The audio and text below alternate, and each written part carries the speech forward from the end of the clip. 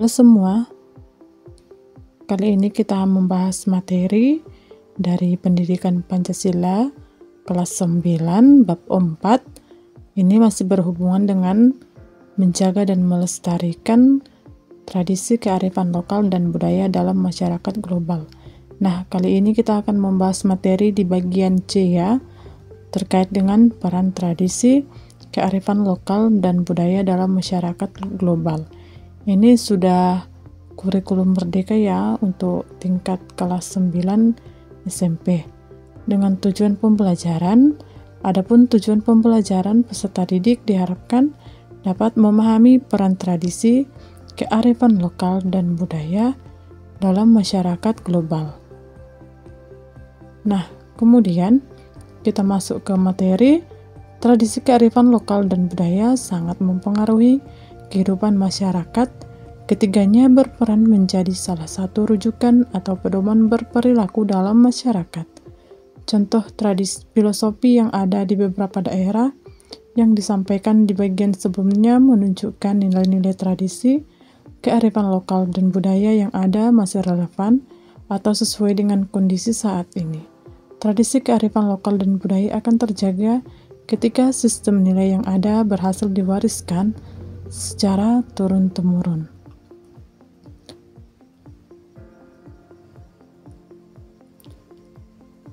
Kemudian filosofi Anjining Diri Sakalati, Anjining Raga Saka Busana dari Jawa, misalnya penting diperhatikan karena kita diingatkan agar terus menjaga perkataan, perbuatan, dan busana yang dikenakan. Sopan santun dalam keseharian menjadi bagian penting yang harus tetap dijaga. Hal tersebut tidak hanya dalam kehidupan sehari-hari, tetapi juga di media sosial. Kita sering menyaksikan perilaku yang kurang baik dalam bermedia sosial, seperti mudah menghujat, menjelek-jelekan, menghina, menyebarkan ujaran kebencian, melakukan fitnah dan kebohongan. Harus disadari, baik di kehidupan sehari-hari maupun di media sosial, adab harus tetap dijaga. Saat ini banyak perilaku buruk justru ditampilkan di media sosial. Coba kamu observasi komentar-komentar di media sosial, pasti kamu akan mudah mendapatkan kata-kata yang kurang baik atau kurang sopan. Apalagi di kolom komentar media sosial tokoh-tokoh yang dikenal publik, dengan mudah kamu temui komentar negatif. Ada kecenderungan meskipun tidak mengenal, mudah saling menghujat. Perilaku tersebut tentu bukan hal yang baik dan harus dihindari. Apalagi untuk kaum muda ya, kita harus menghindari hal-hal negatifnya. Sebagai generasi muda, ketika nanti kamu sudah memiliki akun media sosial, harus lebih berhati-hati dan bertanggung jawab dalam mengunggah atau menulis komentar.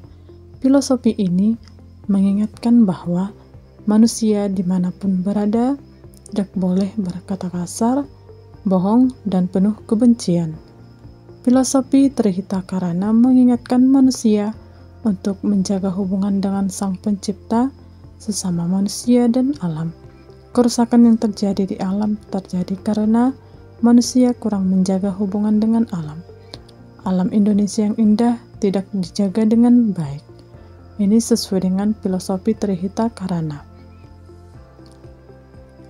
Kerusakan hutan ataupun sungai dan laut yang kotor penuh dengan sampah dan pencemaran udara merupakan bukti tidak terjadinya keseimbangan hidup. Kondisi tersebut menjadi salah satu faktor yang menyebabkan bencana banjir, longsor, atau perubahan iklim. Hubungan antar manusia pun perlu dijaga secara harmonis agar tidak terjadi konflik. Menjaga keseimbangan hubungan dengan Sang Pencipta, sesama manusia, dan alam menjadi sangat perlu untuk dikuatkan dalam kondisi saat ini. Filosofi Trihita Karana mengajak manusia untuk terus menjaga kelestariannya. Filosofi Cagyur, Begiur, dan Benar, Singer Pinter mengajak manusia agar selalu menjadi sosok yang sehat fisik dan batin, berbuat baik kepada sesama, melakukan pekerjaan dengan optimal, berhati-hati dan mampu beradaptasi dalam berbagai situasi. Dalam kondisi saat ini, makna filosofi tersebut dapat diimplementasikan dalam kehidupan sehari-hari. Kesehatan fisik dapat diraih melalui olahraga dan makan yang bergizi. Terus beraktivitas secara aktif, misalnya menjalin hubungan baik dengan teman, guru, dan orang tua. Saat ini generasi muda dihadapkan pada isu mental health, kesehatan mental. Filosofi ini mengajak agar generasi muda selalu memeriksa diri agar tetap sehat lahir dan batin. Ini menurut filosofi Cagiur Bagiur, benar, Singer, dan pintar ya. Kemudian filosofi Satu Tungku Tiga Batu, masyarakat Pakpak di Papua Barat dapat menjadi contoh untuk membangun toleransi dan kerukunan dalam masyarakat yang memiliki perbedaan baik agama, suku maupun kelompok sosial. Salah satu filosofi di masyarakat Baduy, Gunung Teu Meunang dilebur, Lebak Teu Meunang dirusak, yang berarti gunung tidak boleh dihancurkan, tanah datar jangan dirusak, menjadi pedoman untuk tidak merusak alam. Filosofi ini menyadarkan kita agar tidak menjadi manusia serakah yang merusak alam demi kepentingan diri dan kelompok, bahwa kekayaan alam yang ada saat ini bukan hanya milik kita, melainkan juga untuk diwariskan kepada anak cucu di masa depan, sehingga alam ini perlu dijaga dan dilestarikan. Ini sesuai dengan keyakinan masyarakat Pakpak di Papua Barat yang sangat bagus untuk kita contoh, sesuai dengan filosofi Satu Tungku Tiga Batu.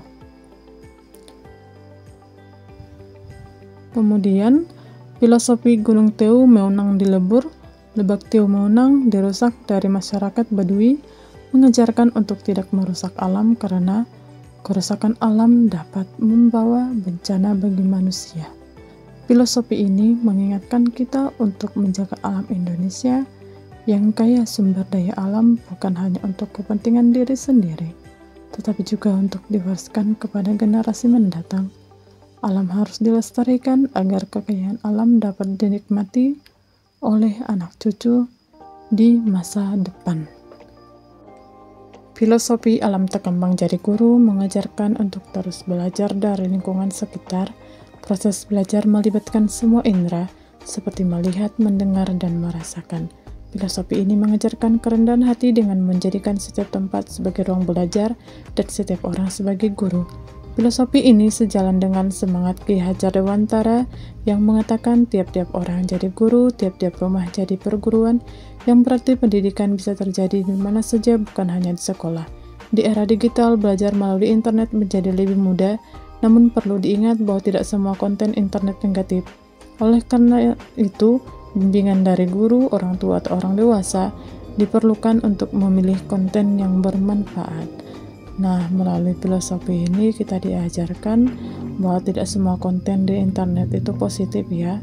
Kita harus perlu atau meminta bimbingan dari guru, orang tua, atau orang dewasa untuk memilih konten yang bermanfaat.